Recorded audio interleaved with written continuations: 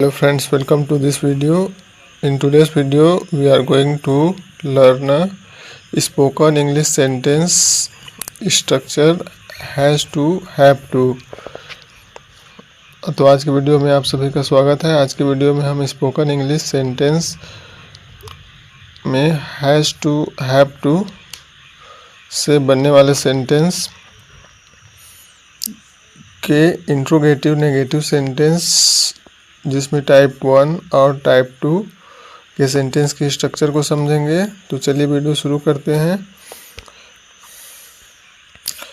तो spoken English sentence has to और have to जिसका हम हिंदी में अनुवाद करते हैं तो वाक्य के अंत में ना है या पड़ता है, इस प्रकार से आता है।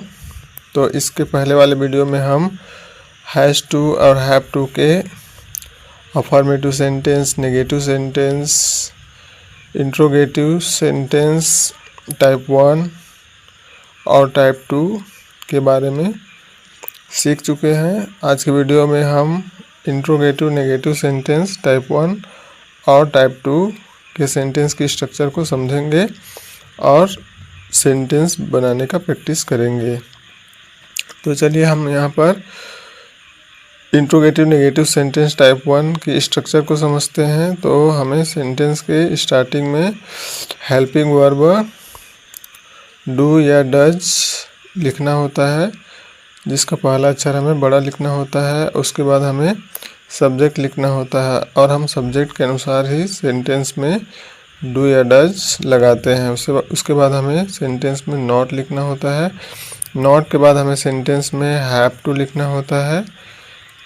यहाँ पर हम सभी सब्जेक्ट के साथ हैव टू ही सेंटेंस में यूज करते हैं। उसके बाद वर्ब का फर्स्ट फॉर्म लिखना होता है। उसके बाद हमें ऑब्जेक्ट लिखना होता है और लास्ट में हमें क्वेश्चन मार्क लगाना होता है।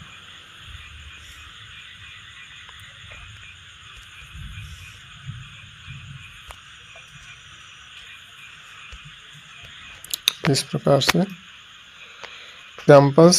चलिए कुछ हिंदी के वाक्यों को अंग्रेजी में अनुवाद करके देखते हैं।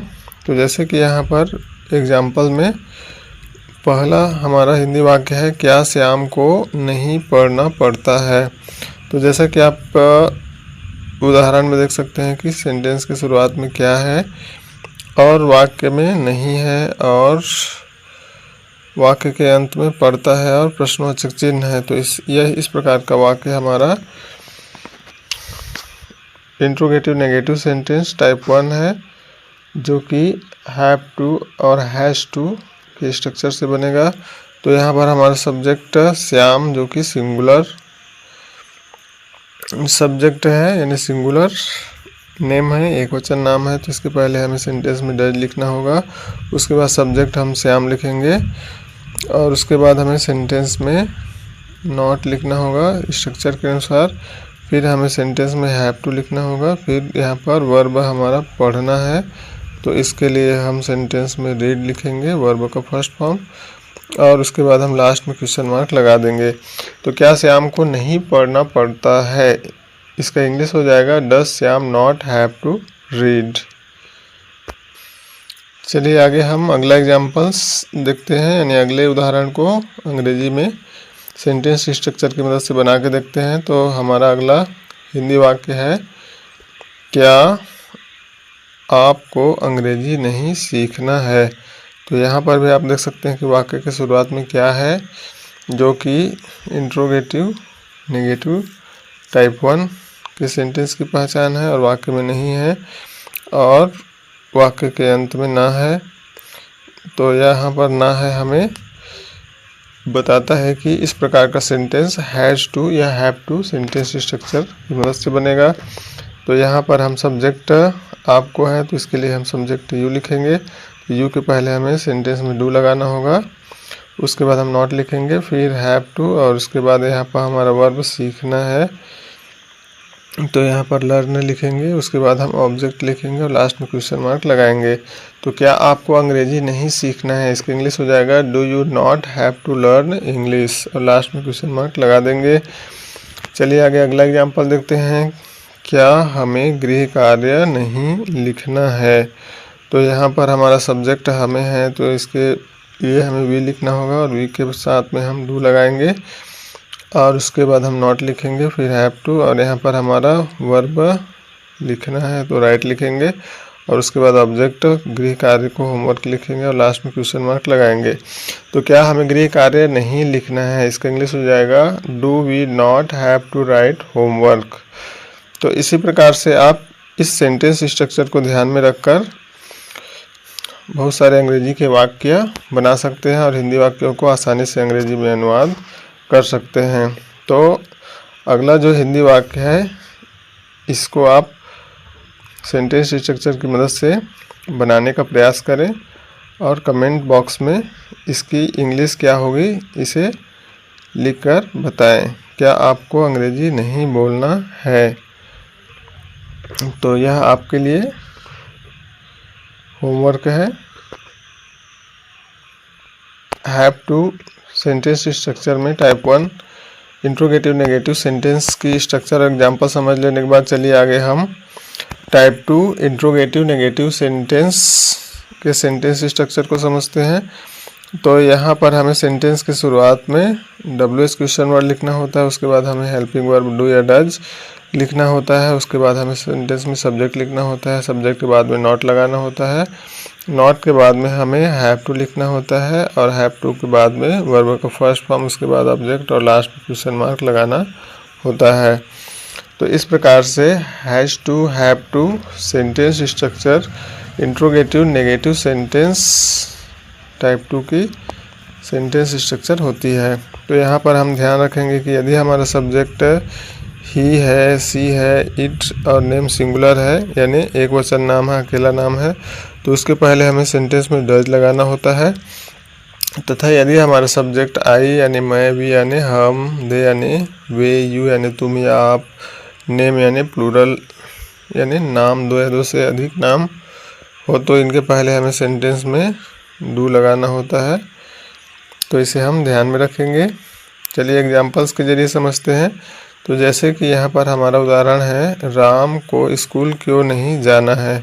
तो जैसा कि आप यहाँ पर उदाहरण में देख सकते हैं कि यहाँ पर हमारा वाक्य के बीच में WH प्रश्नसूचक शब्द है और वाक्य में नहीं भी है और वाक्य के अंत में ना है क्रिया में लगा हुआ है। तो इसके लिए हम सेंटेंस स्ट्रक्चर के अनुसार सबसे पहले WH क्वेश्चन वर्ड को लिखेंगे। तो क्यों के लिए हम यहाँ पर वाई लिखेंगे।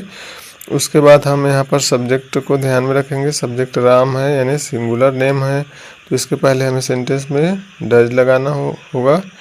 उसके बाद हम नॉट लिखेंगे सेंटेंस स्ट्रक्चर के अनुसार, फिर हमें सेंटेंस में हैव टू लिखना होगा, फिर हम वर्ब का फर्स्ट फॉर्म, वर्ब यहाँ पर जाना है तो इसके लिए हम सेंटेंस में गो लिखेंगे और उसके बाद ऑब्जेक्ट, तो यहाँ पर टू स्कूल और लास्ट में क्वेश्चन मार्क लगाएंगे। तो राम को स्कूल क्यों नहीं जाना है, इसका इंग्लिश हो जाएगा why does Ram not have to go to school. तो इस प्रकार से हमारा सेंटेंस सही बनेगा। चलिए आगे देखते हैं अगला एग्जाम्पल। आपको स्कूल कब नहीं जाना है।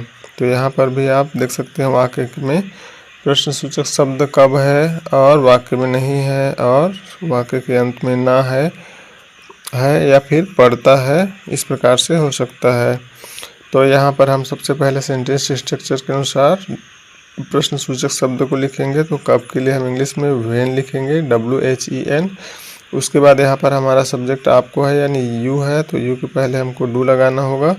उसके बाद नॉट लिखेंगे, उसके बाद हैव टू लिखेंगे, फिर वर्ब यहाँ पर जाना है तो इसके लिए हम गो लिखेंगे, उसके बाद ऑब्जेक्ट लिखेंगे और लास्ट में क्वेश्चन मार्क लगाएंगे। तो आपको स्कूल कब नहीं जाना है या आपको स्कूल कब नहीं जाना पड़ता है, इसका इंग्लिश हो जाएगा when do you not have to go to school. तो इस प्रकार से हम इस सेंटेंस स्ट्रक्चर को ध्यान में रखकर अंग्रेजी के वाक्य बना सकते हैं और हिंदी वाक्यों को अंग्रेजी में अनुवाद कर सकते हैं। अगला उदाहरण आपके लिए है। इसका इंग्लिश क्या होगा इसे आप कमेंट बॉक्स में कमेंट करके बताएं। उसे क्या नहीं करना पड़ता है, कमेंट बॉक्स में कमेंट करके बताएं। और यदि वीडियो से जुड़ा हुआ कोई क्वेश्चन हो आपका तो उसे भी कमेंट बॉक्स में कमेंट करें। उम्मीद करता हूं कि आपको वीडियो समझ में आया होगा और इस वीडियो में कुछ आपको नया सीखने के लिए मिला होगा। तो यदि वीडियो अच्छा लगा हो तो वीडियो को लाइक करें, चैनल पर नए हो तो चैनल को सब्सक्राइब करें ताकि आपको इसी प्रकार के और भी यूज़फुल और इंटरेस्टिंग वीडियो मिलते रहें। तो आज की वीडियो में इतना ही, मिलते हैं अगली वीडियो में। तब तक के लिए bye bye, take care, thanks for watching and keep learning.